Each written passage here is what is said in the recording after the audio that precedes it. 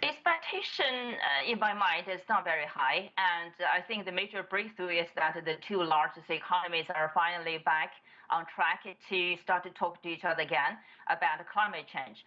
But in terms of substance, I do not have very high expectations, particularly for this trip, because there is no common ground for the two countries to really work on substance in terms of joining forces to drive clean energy revolution.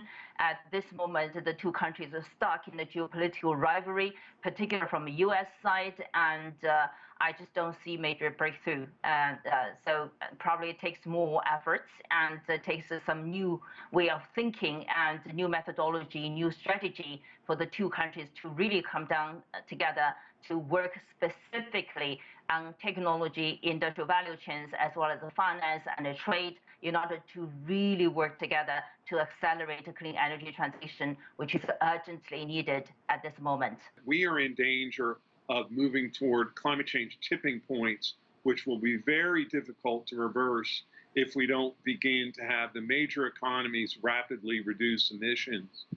I believe we need China and the United States to develop a much more serious and full range of policy options, including trade policy, technology policy, natural gas imports to displace China's huge coal. China uses more than half the world's coal. We need a much more serious U.S.-China climate agenda than we're getting right now. I'm sorry, it is not good enough for our world leaders to continue just talking about it.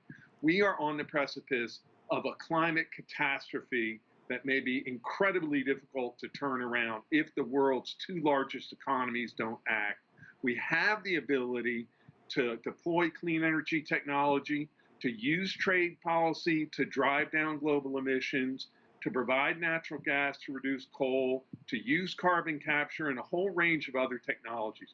It is time to get serious and stop just talking.